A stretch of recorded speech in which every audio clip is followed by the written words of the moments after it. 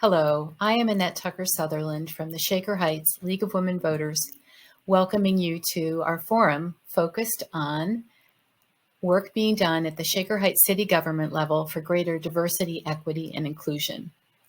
We have collaborated for this event with the Shaker Heights Parent and Teacher Organization as part of a series of events honoring the Martin Luther King Jr. and our beloved community. I do apologize for some technical difficulties with the webinar platform. Our moderator for the forum is the Executive Director of NewONEShaker, an organization focused on education equity and parent empowerment, which has, among other actions, supported dialogue between African American residents and the Shaker Heights Police Department. Turning the mic over now to Angel Michelle Chapman. We'll start with the ones that are here with us.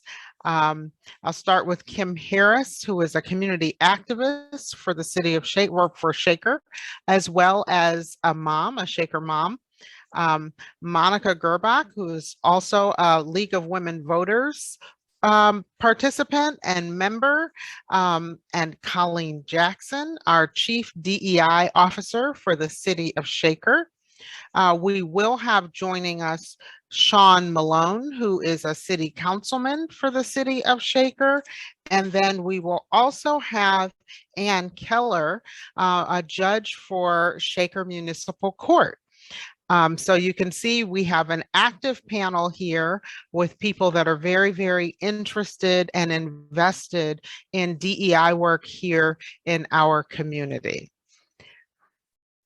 Now, just to let you know, you can put your questions in the chat. As we go along, we'll be asking some questions that our different panelists will answer. And if you have questions or comments that you would like to make, you can put them in the chat, and we will do our very best to address all of the questions when the conversation has concluded. All right, so if we're ready, we will go ahead and get started with the first questions. The very first question, something kind of basic, but how do we define DEI work or diversity, equity, and inclusion work? How do we define that work? And I would like to pose that question first to our Chief DEI Officer for the City of Shaker, Ms. Colleen Jackson. Thank you and welcome. I wanted to ask you that question because you are one of the newest members in the DEI space for this community, and we're really excited to have you here working in Shaker. So if you would address that question, how would you define DEI work in our community? You know, I think that's a loaded question, Angel, but thank you for asking it. And you know, I define diversity, equity, inclusion work not in some, broad way. I think it's very specific to the place that you go in, that you're going into. I always like to break up what diversity is, and diversity is the way by which we differ, or, the different identities that we have. And that's diversity. Equity would be kind of more about dealing with barriers to access.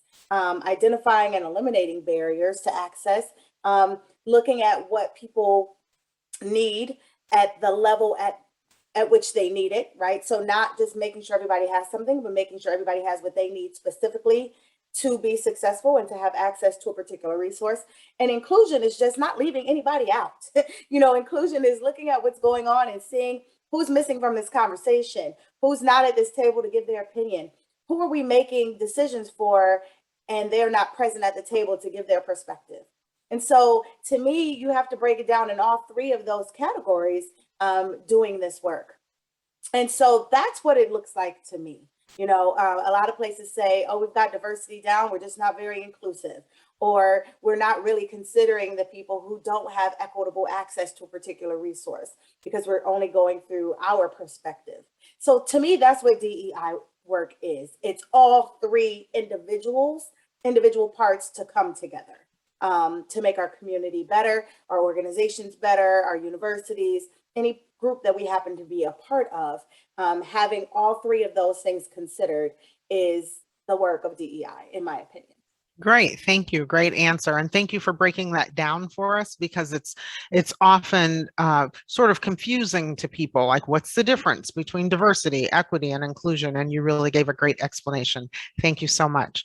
I would like to get the opinion of Kim Harris, being a community activist, from her perspective. What is DEI, and what does that look like in Shaker?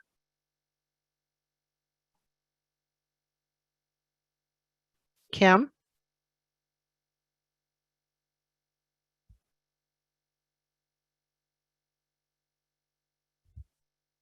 Okay, maybe she's having technical difficulties, so I will move on to Monica. Monica, can you speak to that for us from the position of League of Women Voters? I'm sorry, I'm actually here for tech support. Oh, okay, thank you. I'm I see you're fixing the muting and the unmuting, so just Okay. continue, and All I right. will handle all of that. All right, well, we appreciate that. Thank you so much. Thank you so much. Perhaps I don't think Sean Malone has been able to get on yet, or perhaps he might be joining us now. No? Okay. Sean is on, excuse me, I'm sorry. I'm but here. Sean is on his phone. Sean Yeah. is here. Great. That was him. That was just clicking in for us. Great. Hi, Sean. Yes, Welcome. Thank you. I apologize, everyone, for the technical difficulties. I, for some reason, can't get on through the video, but I'm here with my phone. And I know we're talking about definitions of diversity, equity, inclusion. I mean, Director Colleen Jackson gave a great synopsis of it a moment ago. I guess when I think of those three words, I think of diversity, meaning, you know, lots of perspectives and viewpoints and voices in the room. Equity, treating everyone fairly, and inclusion, of course, including everyone in the process. I guess I missed the introduction, but if you guys don't mind, maybe I'll just give a quick synopsis of why I'm here on the call. Is that okay? Great, please do.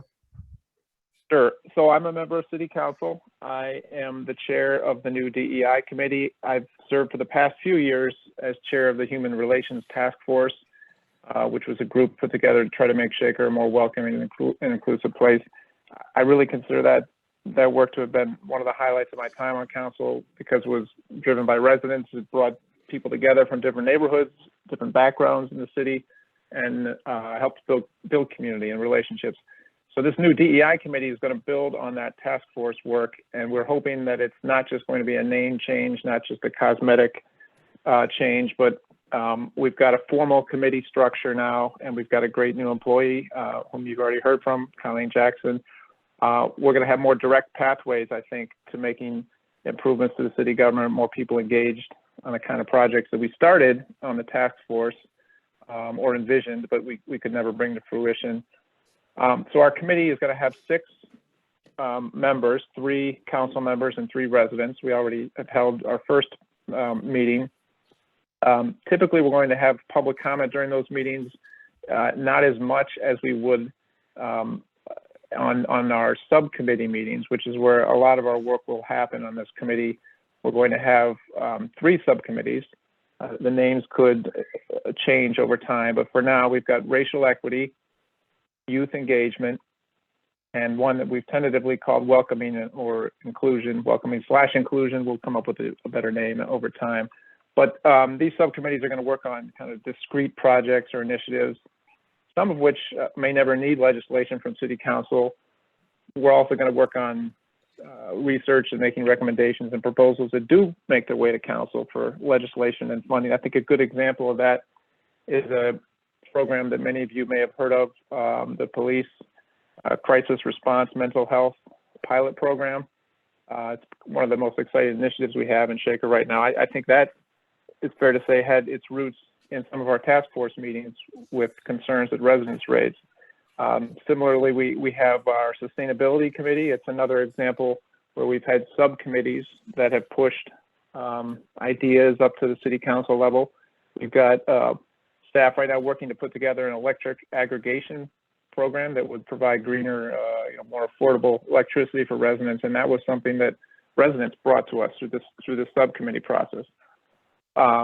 So we're hopeful that the DEI committee will bring kind of those sorts of ideas to the forefront. We do recognize that while there are some things that governments can do, and we want to make progress on those, it's always a challenge to work within government or work with government, because the pace of change can be frustrating and slow. But there are lots of things we want to make progress on: housing policy, workforce development, hiring practices. So while we ask for all of your patience, we are going to be diligent. We're going to be persistent in working on these things, and we hope to build something that's enduring with this committee. So I know I talked more than I should have, but thank you for indulging me, and I apologize for being late. Oh, no problem. Thank you for all of that great information. That was a wonderful update for the community. Colleen, if you would do us a favor and tell our participants a little bit about you and how you got to Shaker, please. Angel, Yes. I just wanted to be sure you could hear me. I am so sorry. You called on me before. This is Kim. Yes. And I could not unmute. It would not allow for me to do that. Okay. Well, no worries. Technical difficulties are kind of abounding right now, so we're just going to work through them and press on. So I will come back to you with that one question, but I would like for Ms. Jackson to tell us a little bit about how she got to Shaker and a little bit about her background. Okay, Great. thank you. Are you able to hear me? Yes. Okay, I don't have the authority to turn my camera back on, so at any point it'll pop back on. I'm not choosing to ignore you. So I came to Shaker from the Cleveland Playhouse, where I was a director of community partnerships and programming. And I also was helping to lead the DEI work within the Playhouse. I'm an actor by trade. I lived in New York for a long time. I did national tours and things. And I've been doing equity work as an actor for corporations and giving them an opportunity to practice their skills. And it's just been really important to me. And then working at Cleveland Playhouse in my position there, I was also helping to lead that work at the leadership level and within the school district and our other partners. And so I came to the city through that channel, so I approached this work very much as a student of it, who's ever learning, but also with an artistic slant, because I understand the power of art to teach empathy. And I think that diversity, equity, inclusion work is heavily reliant upon empathy, thinking about someone else and their position and their circumstance. And I'm excited to come and be able to do that at the city level. So often our governmental process from our perspective is cold and hard and hundreds of years old and no compassion. And I don't believe that it has to be that way. It's not comprised of individuals who think that way. So there's no reason why the people who run the system can't run it in a more empathetic way. And it's just important to me. I've been working in schools and in institutions, but it's something different about having equity and inclusion being a priority in the place that you live. I just think that's important. The streets that I walk down, where I park my car with my neighbors, I want to feel safe in the place that I live, and I think that I get to be a part of helping people to feel that way. So that's why I'm here. All right. Awesome. Thank you. And I think a lot of our community members feel the same way. We all want to feel safe and welcome and included. We all want a sense of belonging. So thank you so much for what you've done and what you will do for us in the future. Kim Harris, if you would please speak to us about your perspective on DEI work from a community perspective. Hi, thank you. Thanks for coming back around to me. Again, I apologize about that earlier. Sure. So, DEI work, I really feel like my question is, how is DEI work defining us?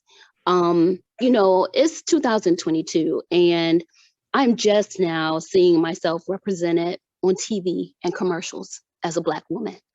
So I think we are all still watching and learning and just in the thick of this process. But from my perspective, where I stand, I think that I would best define DEI work as diversity being an umbrella over recognizing and welcoming diverse groups and individuals. You know, this is more than white and Black. There are so many different groups that feel unseen, like I have, you know, until recently, where we're just now seeing ourselves equally represented. And equity is to me just really creating proper channels for those diverse groups to have access. You know, a lot of times the answers are in the most basic, fundamental definitions. I just really feel like it's really just opening up the channel for the access. And inclusion is really to be seen and to have that freedom to connect to resources.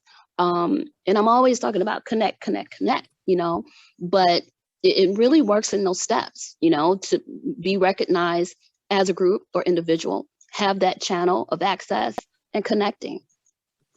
Okay, awesome. Thank you so much for that perspective. If you could also just tell us while we've got you, if you would just tell us a little bit about the work that you do through SAMS in the Shaker community. Oh, sure. So yes, I am just really so happy and proud of SAMS. For people who don't know the acronym, SAMS stands for Shaker African American Mother Support. Excuse my voice, I'm getting over a cold here. And, you know, SAMS was brought to life because I am the mom of 3 sons, and they span in age from 30 to 12. And I have a 14-year-old in the middle of that. The mom that I am now is not the mom that I was when my 30-year-old was young and walking through these Shaker hallways. I didn't have my voice. I was hanging on. I was just here. I made it to Shaker. That's where I was. I grew up in Warrensville. You know, my mom was a principal. My father was an engineer. And so I have to say, I didn't go without. I was very privileged, but I wanted to move to Shaker. Shaker at that time had a reputation that was very known. And my sister did me a favor and told me as a very, very young mom that I had no chance of living in Shaker, that forget it, it costs too much, you're not going to be able to live there.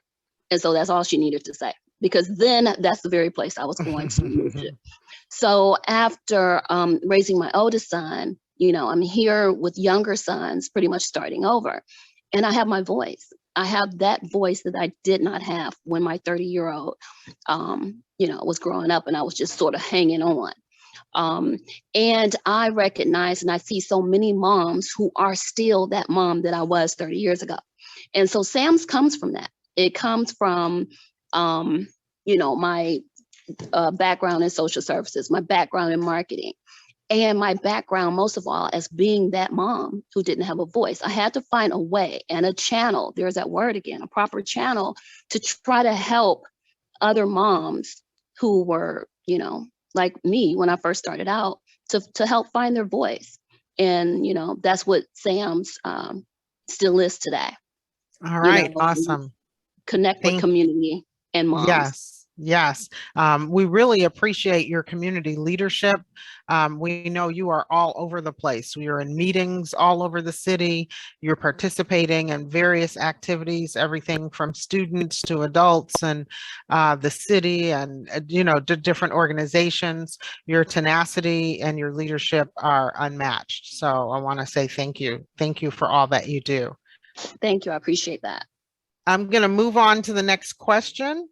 The next question is, how do you each work together now or see potential to work together in the future? So for example, that would be, say, the city working with the schools, or the schools working with the courts, or the city working with the courts. How do you see that? And I would like to throw that question out to Judge Ann Walton Keller. Welcome, Judge Keller. And if you would answer that question and then tell us a little bit about you as well, please.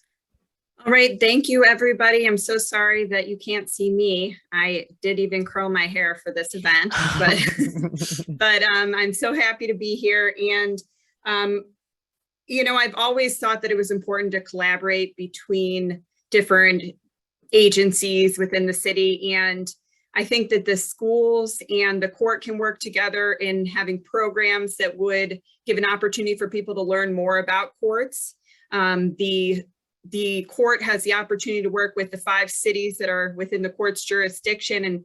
And I feel so privileged to have the opportunity to work with Colleen because she works through Shaker. So she's a great resource for the court to have. And I want to work with her to make sure that the court continues to do everything we can to be a workplace where diversity, equity, and inclusion is something that is focused on and promotes employee well-being. So I know I'm going to ask Colleen to be a resource for me. And I think you asked me to talk a little bit about why I'm here or Yes. specifically my background. Yes. And thank you, Angel. And I was elected judge in November. And before that, I worked at the court for almost 6 years. And prior to that time, I was a criminal defense attorney. So I'd been on different sides of the justice system. And I'm so happy to be in the position that I'm in now because I believe that I can really help people. A focus of what I'm wanting to do through the court is to make sure that there is an opportunity for procedural fairness for the participants in the court process. So making sure not everybody's going to have a happy outcome when they come and go through the court system, but I think my job is to make sure that they perceive their experience in court as being as fair as possible. And I believe that I can do that through a number of things, which I'm working on, and I'm happy to go into more detail as time permits. But I look forward to working with the many community partners to try and make sure that the court is as fair as possible to all of the participants, including our clients who are the defendants in court, victims, and attorneys and others. Thank you. Thank you so much for that explanation. And that's so important. You know, it's one of the pivotal things that happens in a city when you're dealing with courts and police and the community at large and the schools. You know, it's such an important piece to the puzzle. Thank you for your commitment. I would like to throw this question out to Sean. Sean, if you would tell us a little bit about how the city is working with other parts of the community, the schools, the courts, et cetera, please. Well, thank you. I have lots to say on this one. I'll try to be brief. I wish we were doing a better job of it, to be honest. We've started, but we've got a lot of work to do in a lot of different areas. Some of you may have heard of the Forward Together process. That process has been a little bit frustrating because it's taking a very long time, and it's primarily been focused on the buildings that we use, and that's important. Absolutely, we do need to think about how the schools can maybe open up their facilities for use and after hours, how the city and schools can plan better for big capital needs that are coming down the pike, and the library, of course, too. But I also want to see more interaction between the employees that work in those buildings, particularly when it comes to things that directly affect kids, like youth sports. Many of you know I've been focused on that for quite a bit. I've got 4 young boys, so I'm in the thick of it. I'm a graduate of Shaker Heights High School. I have 5 younger siblings, so I've seen the way youth sports have operated in the city, and I think we can do much better. Kids aren't aware. The parents aren't aware often of the different opportunities.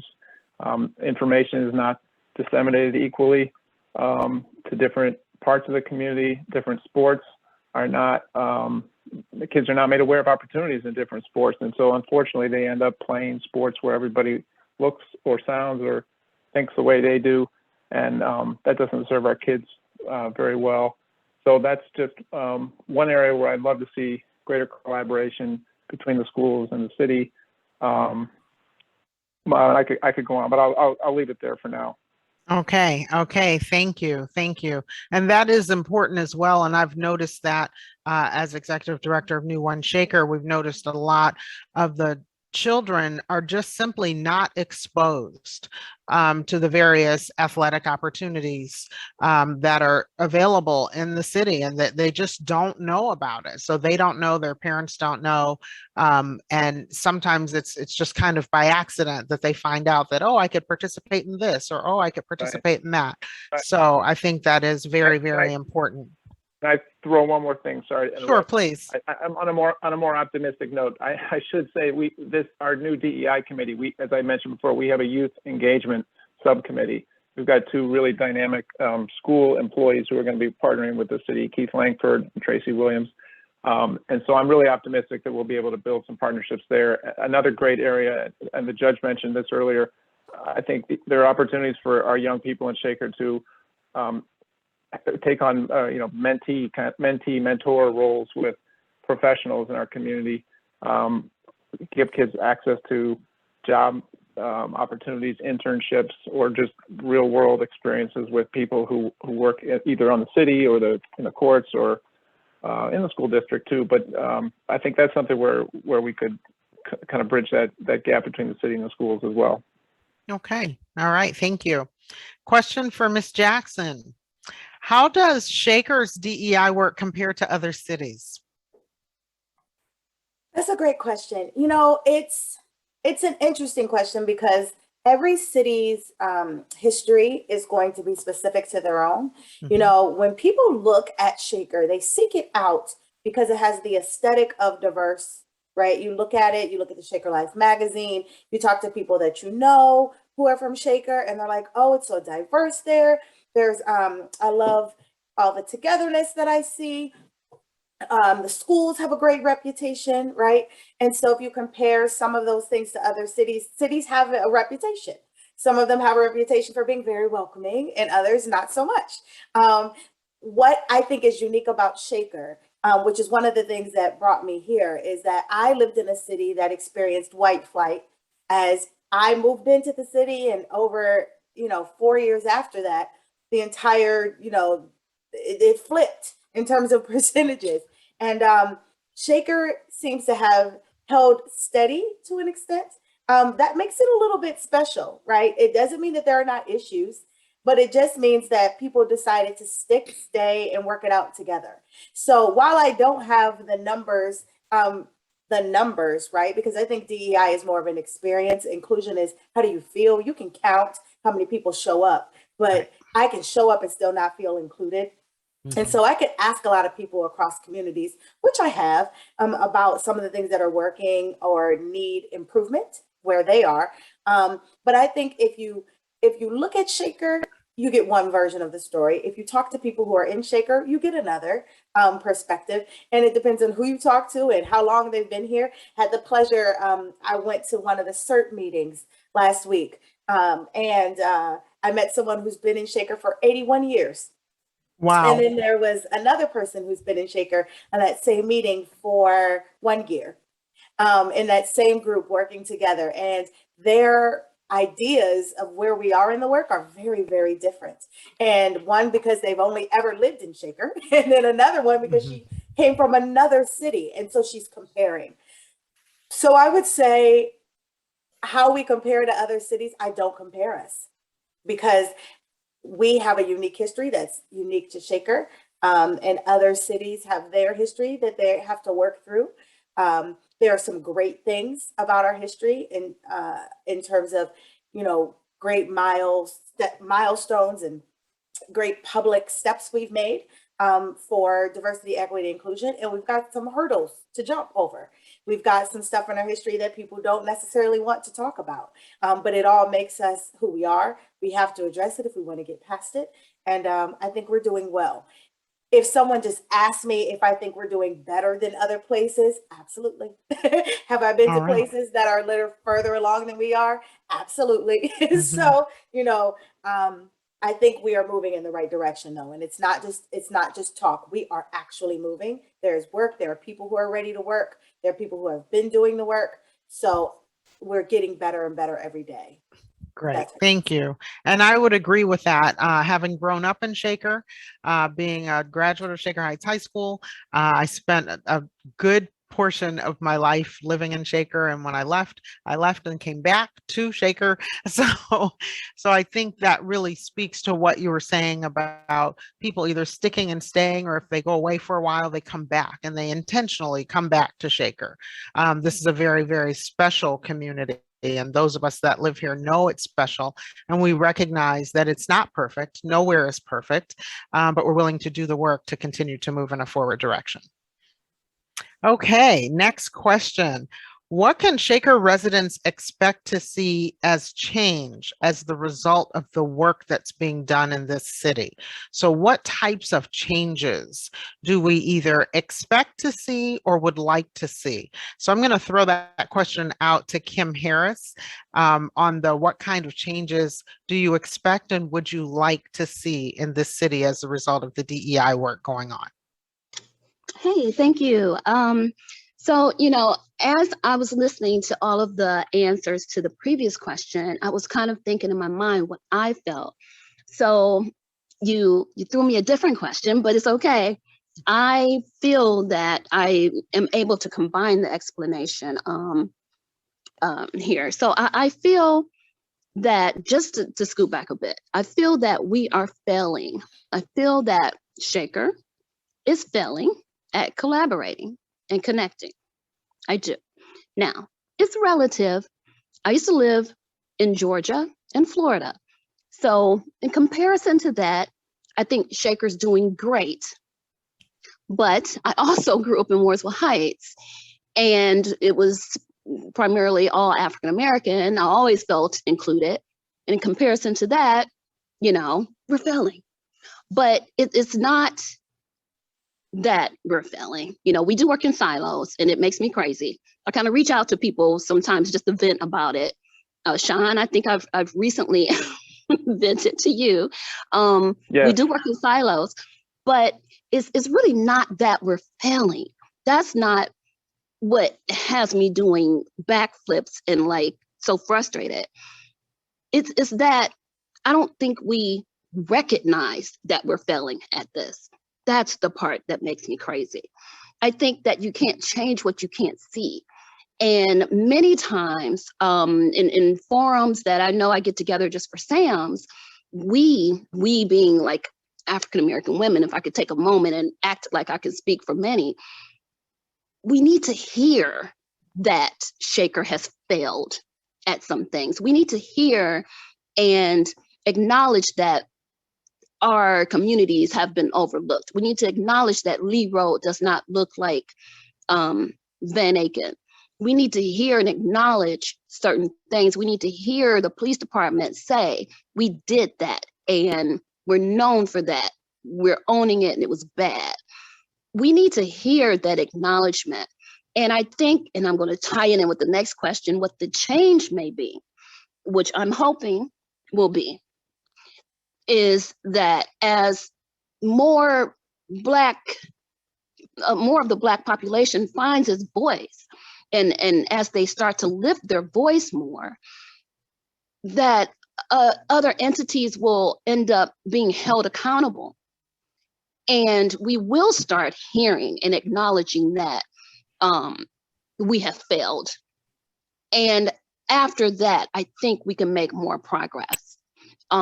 So pretty much I am looking forward to the work that I'm doing just in my lane with SAMs to help, you know, heal some wounds, because the wounds are there and they just need to be acknowledged. And just being consistent in trying to help the African-American population or community here in Shaker find its voice. Because that's such an important piece of it. Mm-hmm. Mm-hmm. It sounds like you're saying that before we can move forward, we need to first acknowledge where we are and where we've been and what's gone right and what's gone wrong. And once we can do that, then we can move forward and begin to correct the wrongs and improve what's worked and et cetera. Does that sound about right? Yeah, that sounds about right. We need to acknowledge and validate how we feel. You know, as a Black woman in Shaker, I do feel like certain areas have been overlooked. I feel like we haven't mattered that much. I feel like Moreland is treated different than the rest of Shaker.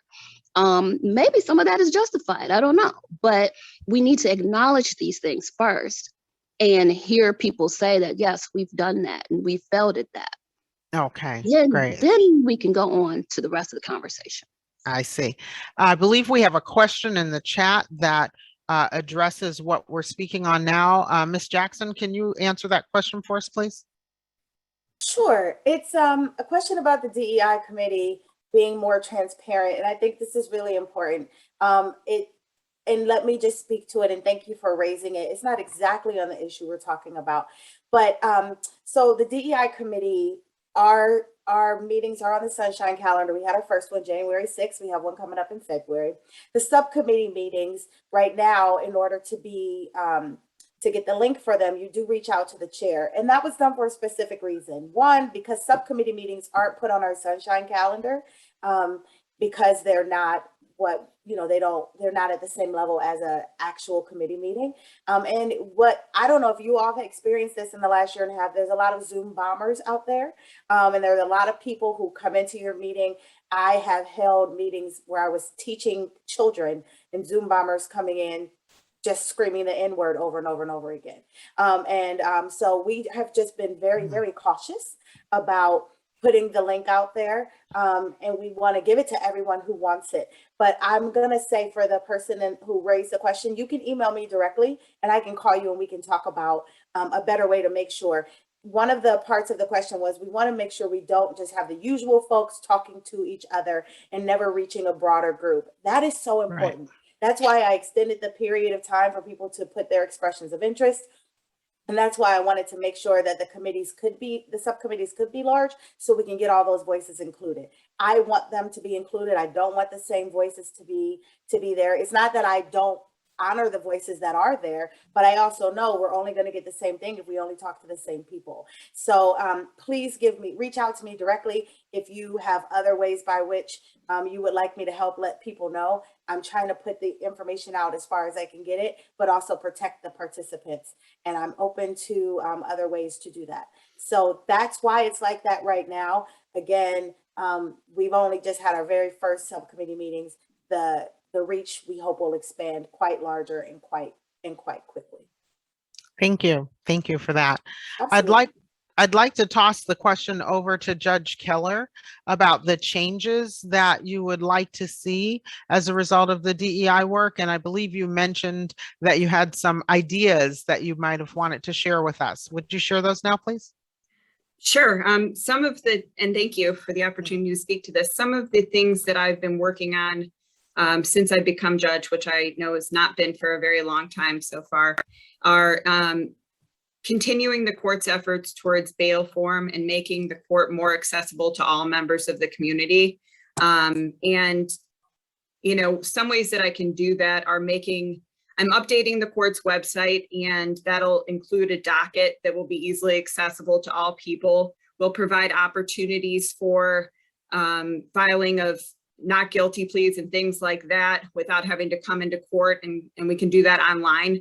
Other things that I'm doing include having virtual court appearances, which I've been doing. It works really well. A lot of people, when they have something like a traffic ticket, it's very difficult for them to leave work and come down to court. I have people every day who tell me, Judge, I'm really sorry, I'm at work. And I say, that's fine. Take your time, step away, and we'll do this as quickly as possible. And they are very grateful for the opportunity to not be in the courtroom and to do the hearing virtually. And I think for a lot of matters that are in front of the court, not all, but most, a lot of these things can be done virtually. So I would say I've hugely cut down on the number of court appearances that are required in every case. And in the really more minor matters, there's generally no court appearance required. If someone wants to avoid coming to court, there are ways to do that in order to allow people to continue working. So those are some of the things that I'm pretty excited about and that I'm going to continue doing. That's awesome. That's awesome. Really accommodating the community in as fair a way as possible and still be able to conduct business as necessary. So that's awesome. Sean, do you have anything to add to the changes that the Shaker residents should expect as a result of this DEI work?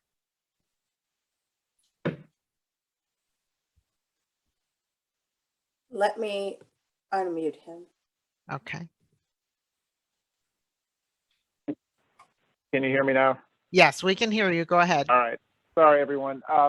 I was going to say I have lots on this topic that I'd like to say. Colleen already said the first part, which is we want to hear what residents think the changes should be. So we're spending a little bit more time on the DEI committee over the next month or so, and residents are going to help us set the priorities. But on a personal basis, you know, having grown up in Shaker and spent most of my life here. We still have a community that's segregated in a lot of ways by race. So we have neighborhoods that are segregated. We still have lunch tables in schools that are segregated. We still have sports teams that are segregated. And some of that is human nature. People just tend to gravitate towards people who look or sound or think like them. But I think my most precious experiences in Shaker have been with people who are not like me, and I think that's the case for a lot of people. So what I'd like to see is more opportunities for people to get to meet others in the community who are different than they are, and sometimes just through fun community events, sports or music or community gatherings. But then I'd also like to see some changes on the housing front. I mentioned segregated neighborhoods, and those are for historic reasons. I think there are things we can do. We don't need to wait for the county or the state to make living in Shaker a little easier, a little more affordable for people, whether it's through down payment assistance or tax credits or some sort of variation on that. And these are challenging issues, but I think housing policy is a huge issue that the city has not fully grappled with, has not spent the time or effort that it requires. And then I think Kim also highlighted another area that I'd love to see progress made on long term, which is the Lee Road corridor. That's kind of a forgotten side of the city. But to the city's credit, to the mayor's credit, and the staff, we've been putting a lot of investment in it. We've got a big plan over the next 4 or 5 years. We're going to put in a road diet. We're going to shrink that corridor so that it's more pedestrian friendly. We want to attract businesses. There's going to be community meetings, so I encourage everybody to be a part of these things over the next few months, and let the city and let everybody on that corridor know what you want to see there. I'll stop for now because I could go on. Okay. Thank you. Kim, if you would tell us what other initiatives you would like to see taking place in Shaker. Sure. I think I would like to see just more collaborations. I would like to see less duplicating. I'd like to see, just to speak plain, I like to see baseball in Moreland. I like to see Black neighbors in Fernway, 3 houses in a row. I like to see school people attend city meetings. I like to see city people attend school meetings. I'm not trying to create Mayberry here. I'm not doing that. But at the very least, I just want words to match action. I want the words to match the work. And most importantly, when they don't, I want the community who's affected by that to speak up and let it be known. So those are things that I liked. I don't know how much it answers the question directly, but those are some things I like to see. And I guess I would like to see initiatives that would support all of what I just said. Okay. The words have to match the action. Yes. And it sounds like you're saying you want Shaker to live up to its reputation. And, Shaker definitely has a reputation for diversity, even equity and inclusion, but we're still working on a lot of the equity and inclusion part. We seem to have diversity down pretty well, but we're still working on the rest of it. But from the outside looking in, it's been my discovery from talking to people outside of the state, outside of the community, on the other sides of the continent, that when you mention Shaker or that you're from Shaker, their eyes light up and get big and they get excited and they're like, oh my God, you're from that really diverse community with the great schools. And, they have so many good things to say. And oftentimes they, in relocating, want to relocate intentionally. If they're relocating to Ohio or Northeast Ohio, they're intentionally looking at Shaker because of this reputation that Shaker has. So now what we need to do as a community is live up to that reputation. And it not just become the myth and the legend, we need to live up to it. There is a question in the chat about the program AIM, AIM. Kim, can you speak to AIM? Yes, I'm so happy to hear that question. So AIM is an acronym for an intentional meeting. An example of collaboration and partnerships, SAMS and the PTO, community builders, we're working together to provide a program where neighbors and people in the community can just meet. You know, we wanted to make it fun and have different activities, different places they can meet up, hoping that people have certain things in common. For example, get together and walk your dog, or if you have a preschooler, you get together and go for a walk, or if you like art, you can meet up at the art museum. It's just really an opportunity to build relationships, because at the core, all of the stuff that we're talking about, all of it is going to connect to relationships. I have looked at it so many different ways, I really have, but it always comes back to building relationships in some capacity. And AIM really is all about that.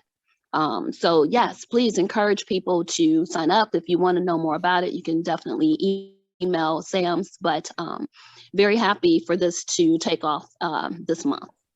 Awesome, awesome. Thank you for that explanation. Judge Keller, if you could tell us what else do you think, besides what's already been spoken of, what else do you think is needed for Shaker to really achieve true diversity, equity, and inclusion? Actually, to the point of belonging as well. And do you mean, Angel, with respect to the court? Yes. Okay. You know, one of the things that I think will be helpful, and it's one of the first things that I've started working on, is getting a public defender to be present in court to represent people who are unrepresented, to make sure that everyone, no matter what their financial situation is, has a lawyer. And I've already started this program. I have a number of attorneys who are appearing on dockets in order to make sure that people who previously thought they couldn't have an attorney or might qualify for a public defender but not want to go through the process, I'm making it so accessible to them that they can immediately meet with that lawyer that day and find out that it's a little bit easier to navigate the justice system if you have counsel. And I think that that will help to make the Shaker Heights Municipal Court more fair to everyone who comes before it. And to me, that's what it's all about, is making the court more fair to everyone in the community. And that in turn will achieve these goals with respect to the court and our diversity, equity, and inclusion goals. Awesome. Thank you. That's an awesome initiative. And it sounds like that's something that's not necessarily done everywhere. So again, Shaker gets to be the leader. And I think that's where we are as a community. Shaker is viewed as a leader when it comes to the different cities and suburbs, especially in Northeast Ohio, but I would even venture to say throughout the state, and throughout the country to a certain degree. Shaker is, people always have their eyes on Shaker. Other cities, other people have their eyes on Shaker. And that's one thing that I always talk to my children about, is people are always watching you. And even when you don't realize you're being watched, or might not even feel that you're worthy of being watched, or you're not doing anything that you feel is so special, people are always watching you, and people are always watching the city of Shaker. They're watching our schools, they're watching our city, they're watching our community, they're watching our residents. And so it's really important that we put our best foot forward. And as Kim alluded to, we need to also be able to acknowledge when we have failed. And when we have work to do to move forward, acknowledge that, and then get busy and get in the solution. Okay, let's see. If we could address, I think it's probably about time to address any other questions that may be in the chat.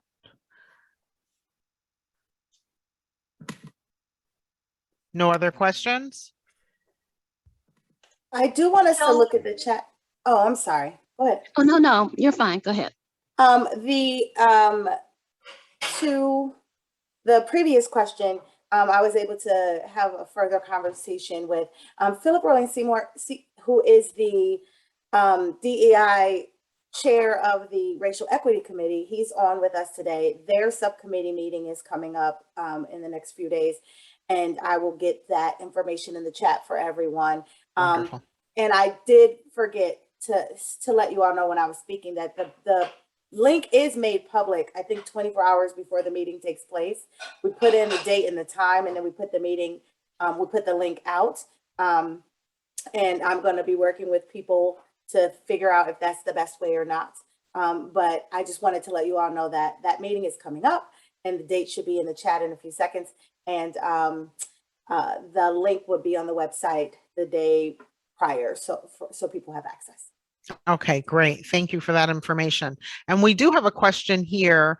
Are any of you familiar with development planned in Moreland or Lee Road through the Shaker Development Corp or other private investment? Does anyone like to take a stab at that question? I can try. Sean, go ahead. Thank you. Can everyone hear me? Okay. Yes. So I'm on the Shaker Heights Development Corporation board. I'm the council representative there. The board itself has a real estate revitalization fund that has just been put in place this year. The goal is to get private investment from civic-minded investors who are primarily residents of Shaker, but it's open to anyone in Ohio who want to invest in new businesses and renovations of buildings along the Lee Road corridor, specifically focused on real estate. There are other projects in the works, of course. So that there's nothing specific that fund is doing right now, other than gathering a pot of money, hopefully, that can be put towards some project as it comes down the line. The city's trying to, and the Shaker Heights Development Corporation, combine parcels of land so that the Lee Road corridor has some more usable commercial property. Some of these really small lots are not real conducive to development. The parking is not good. I mentioned there's going to be improvements made to the corridor. There are also projects, housing projects.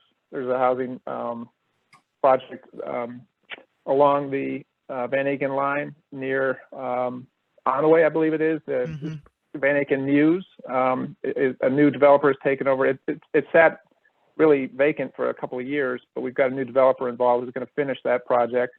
And then some of you have probably seen behind Heinen's, there's a new senior assisted living facility that's going in there as well. So there is some activity on the Lee Road corridor. Some of you've also probably seen the Shaker Animal Hospital building that's refurbished there at the corner of Chagrin and Lee. But one of the exciting things that I actually am most excited about with the Lee Road project is that we're getting the help and the support, it looks like, of the city of Cleveland. Initially, the project was supposed to stop at Shaker's borders, but we've kind of got I think an informal commitment from the city of Cleveland that they're going to try to put a road diet in place, shrinking the road on the Lee Road corridor all the way down to Miles Road, hopefully, and that will make it a lot safer for pedestrians. They're going to be applying for grants with the city of Shaker Heights. There will be one lane in each direction with a center turning lane, similar to the way it is in Cleveland Heights. So there's not major economic development projects on the Lee Road corridor right now, but as a city, we're trying to lay the groundwork for that, literally, by fixing up the road and making it a safer place for drivers and pedestrians, and then getting parcels of land that are usable size. And then one last thing on the bus depot there. A lot of you know there's the Shaker Heights School District bus depot on Lee Road. If that parcel were made available, it abuts Shelton Park, which is a beautiful little neighborhood park in the Moreland neighborhood. There'd be an opportunity maybe to expand the park or make the land available for development in a way that it's not right now. There would be a big piece of land. So that's something that we hope to, in the Forward Together process, address with the city and present even better development options down the road. All right, great. Thank you, Sean. There is a question about what are the measures of success for the DEI officer? So Colleen, if you could speak to how do you measure success when it comes to DEI and Shaker? You know, there's a bunch of ways that that can be done. There's the formal way of actually getting numbers and statistics. A request for proposals just went out for an internal DEI assessment for the city, to have a consultant come out and do it and invest, to do an assessment of where we are. And one of those measures is going to get our baseline from that assessment. And then I need to move the needle. I need to help. A lot of our efforts are internal, looking at our internal policies and procedures. If what I learned before I got here, that the list of responsibilities that have been designated for my position, a lot of them are internal things that they want to work on. And the DEI committee was really the first external portion of that. The way I measure it is in relationships and the way people feel, if they feel more included, if we are able to have more of active engagement. One of the things I said that I wanted to do when I got here was to increase cross community or cross neighborhood community building. That's a part of it, to see how is that going. We have a youth engagement committee. I want the young people to tell me, are they getting the things that they need? And what is it that they need? How can I get more access to resources for them to have the things that they need to have a more inclusive living environment and community? So I measure it in if there's a change in the way that people who said they didn't feel it, if they didn't feel included, I go and I ask, are you feeling any better? How do you feel about what we're doing? I'm just very open to that kind of constructive criticism and conversation. Because I said before, DEI is more of it's a way you feel, and that's kind of how I measure it. How are you feeling? Are you feeling valued to fully participate in your community as your full authentic self? And when more people can say yes than no, that's how I measure the success of this particular position. That's both internal for employees and external for community members. And then how many people feel safe to talk? To Kim's point, a lot of it, you can't change what you don't acknowledge. And sometimes I can come in with a list of priorities and ideas and initiatives, but if people are waiting for us to acknowledge something that happened at the city level 40 years ago before they can build trust in us to do anything for their good, then that's part of the thing that I have to unearth and acknowledge and take ownership of things that happens. And then how more engaged is our community, right? So it's not just things that have happened in numbers, but are we getting from people the way they feel? Are we getting investment from people who have typically been quiet, typically been silent? Do the people who haven't felt like they had a place to say anything, or that if they said anything, it wouldn't matter, do they now feel like it matters? And do they now feel safe to do that emotional labor of having those conversations? So it's measured in a lot of ways, just beginning, and hopefully I measure up. All right. Well, thank you very much. There was a question about the GoPuff project, but I believe that was answered. The GoPuff Yes, project. I can. Go I can ahead. speak to And that we know briefly, you and have I- to leave as well. So go ahead and answer this and we'll let apologize. you escape.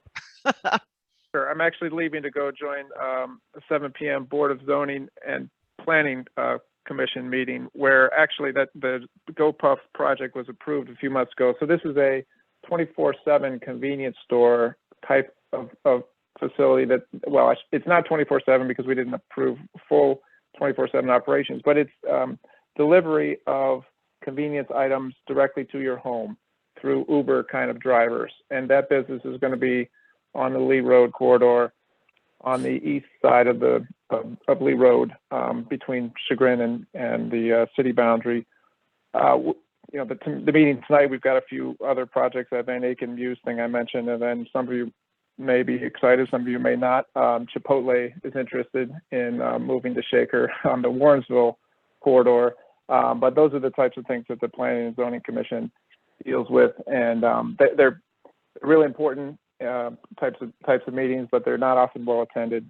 So, but yeah, GoPuff was approved to go to Lee Road, as are a few other small businesses like that. Launch Arts Media, which is a really successful videography and social media management company. They're taking over the Shaker Animal Hospital's former building. on Lee Road. Shaker Animal Hospital, I mentioned, relocated further up the road.